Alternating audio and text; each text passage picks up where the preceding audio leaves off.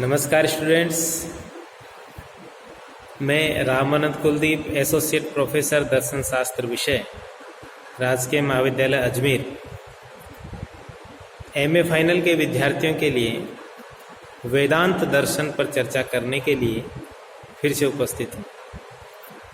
पिछले दिनों हमने कुछ क्लासेस देखी जिसमें हमने सामान्य परिचय के रूप में भारतीय दर्शन की जानकारी प्राप्त की और उसी क्रम में वेदांत का प्रारंभ भी हमने जानने का प्रयास किया। वेदांत का अर्थ क्या होता है ये भी हमने जानने का प्रयत्न किया।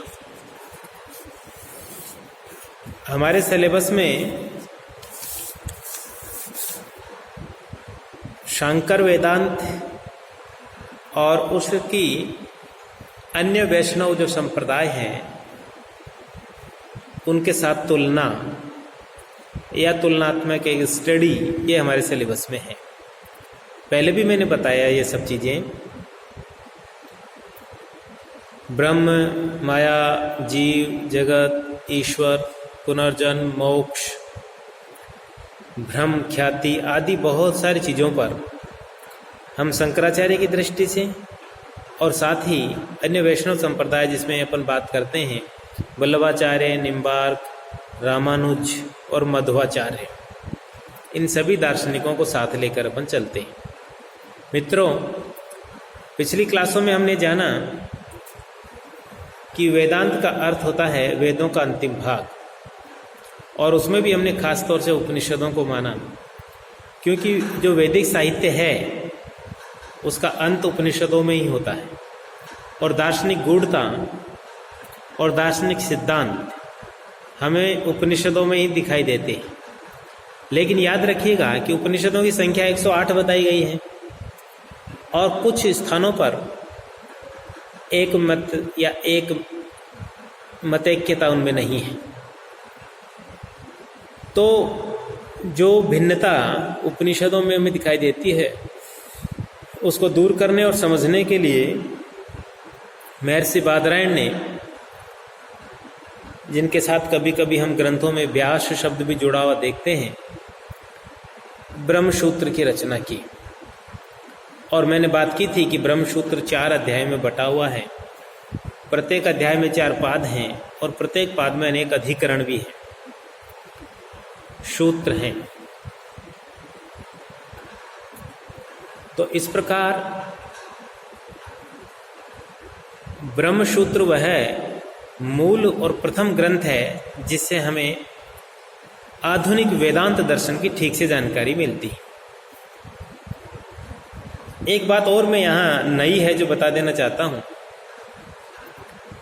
कि वेदांत दर्शन के 3 आधार हैं। उन्हें प्रस्थान त्रयी कहते हैं। प्रस्थान त्रयी वेदांत के 3 आधार हैं, 3 स्तंभ हैं, उन्हें हम प्रस्थान त्रयी कहते हैं। तो उसमें कौन से हैं 3? प्रथम उपनिषद, द्वितीय श्रीमद् भागवत गीता और तृतीय ब्रह्मसूत्र। तो वेदांत के इन 3 आधारों पर यदि ध्यान दें तो हम अंदाजा लगा सकते हैं कि बादरायण द्वारा रचित ब्रह्मसूत्र बहुत ही महत्वपूर्ण ग्रंथ बन जाता है वेदांत की दृष्टि से। और फिर इस ब्रह्मसूत्र पर अनेकानेक विद्वानों ने अपने हिसाब से व्याख्याएं की, भाष्य लिखे, और इस आधार पर अनेक दार्शनिक सिद्धांत उत्पन्न हुए, संप्रदाय बने। पिछली क्लास में हमने जिक्र किया था कि शंकराचार्य अद्वैतवाद के प्रवर्तक बने, रामानुज विशिष्टाद्वैतवाद के प्रवर्तक बने। तो किसी ने द्वैतवाद का समर्थन किया, तो किसी ने भेदवाद का समर्थन किया और शुद्धाद्वैतवाद का भी समर्थन किया। तो यहाँ जो ये जो भेद है ये किस चीज को लेकर है? ये परम तत्व की सत्ता को लेकर है। परम तत्व, परम सत्ता कौन सी है? उसके स्वरूप को लेकर है।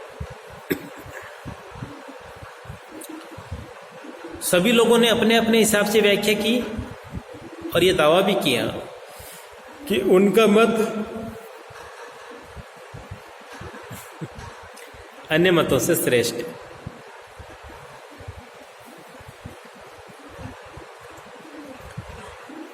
हम स्वतंत्र हैं चिंतन करने के लिए और ये जानने के लिए कि इनमें से कौन सा मत अनुकूल है, ज़्यादा प्रमाणिक है, लेकिन तर्क संगत ढंग से व्याख्या होनी चाहिए।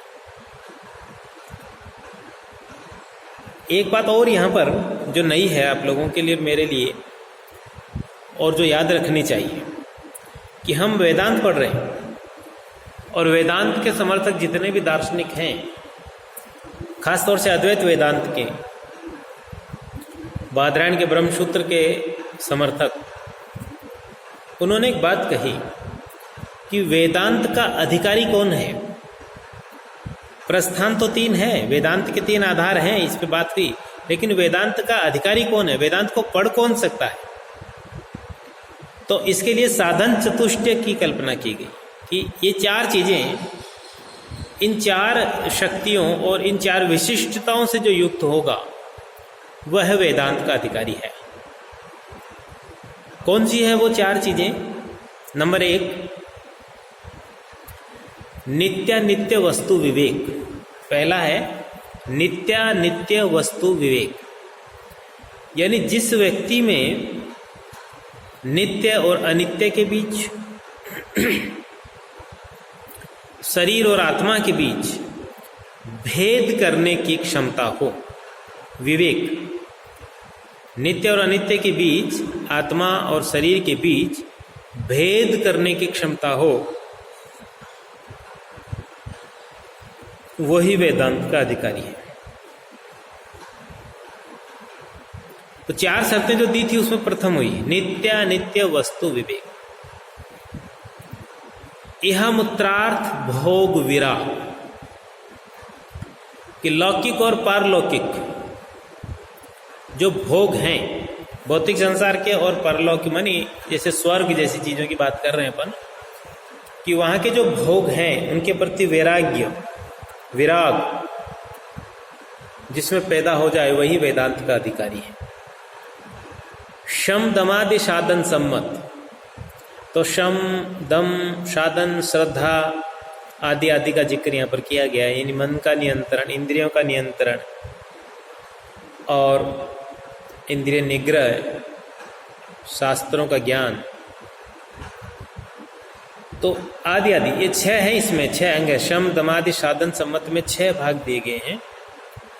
ये 6 विशिष्टताएं भी उसमें होनी चाहिए। ये 4 का एक तीसरा अंग है, ध्यान दीजिएगा। 6 में जब बोल रहा हूं तो मेरा कहने का तात्पर्य इतना ही है कि जो 4 शर्तें वेदांत के अधिकारी के लिए दी गई, उसमें से जो तीसरी शर्त है, उस तीसरी शर्त के 6 अंग हैं। और चौथा है मुमुक्षुत्व, कि जिसमें मोक्ष प्राप्त करने की जिज्ञासा। क्यों पढ़ेगा कोई वेदांत को, किसी भी दर्शन को क्यों पढ़ना चाहिए? तो जब हम इस जीवन और जगत से, या इस जीवन और जगत में प्राप्त होने वाले दुखों से छुटकारा चाहें, मुक्ति चाहें, तो ही हम कोई प्रयास करेंगे, कोई जिज्ञासा करेंगे। तो वेदांत का अधिकारी इन 4 शर्तों से युक्त होना चाहिए। नित्यानित्य वस्तु विवेक, यह मूत्रार्थ भोग विराग, शम दमादे साधन सम्मत और मुमुक्षुत्व। जो इन 4 शर्तों को पूरी नहीं करता, वो वेदांत का वास्तविक अधिकारी नहीं है। तो मित्रों, पिछली क्लास में जो मैंने टॉपिक छोड़ा था कि हम अगले में अथा तो ब्रह्म जिज्ञासा, तो ब्रह्म, क्योंकि सभी वेदांत में, वेदांत की चाहे कोई भी विचारधारा हो, ब्रह्म केंद्र में है, सृष्टि के मूल कारण के रूप में, और उसी को लेकर अनेक मत बने हैं, अद्वैतवाद और आदि आदि। तो ब्रह्म की जिज्ञासा क्यों होनी चाहिए? और ब्रह्म की जिज्ञासा धर्म की जिज्ञासा से पहले होनी चाहिए या साथ होनी चाहिए? क्योंकि हमारा एक टॉपिक धर्म जिज्ञासा भी, अथा तो धर्म जिज्ञासा। तो इन दोनों चीजों पर विस्तार से जानने की आवश्यकता है। अथा तो ब्रह्म जिज्ञासा। अथ शब्द जो आया है, अथ, सभी विद्वानों ने अलग अलग अर्थ में प्रयोग में लिया है, बहुत सारे अर्थ दिए हैं अथ के। अथ का अर्थ है क्रम, सही अर्थ है क्रम,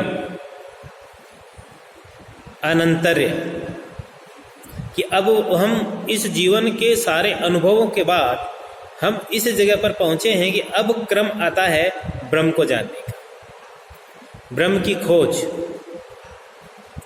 क्योंकि अपने चारों ओर व्याप्त सृष्टि को देखकर एक परम सत्य की कल्पना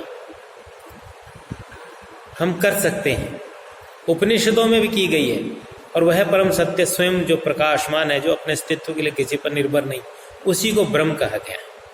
तो ब्रह्म जिज्ञासा करते हुए ब्रह्म के स्वरूप को जानने का प्रयत्न करना, तो ये कितना सार्थक है, कितना उचित है, इसका यथार्थ रूप क्या है, हम अगली चर्चा फिर करेंगे अगली क्लास में। तब तक के लिए मैं जय हिंद, जय भारत।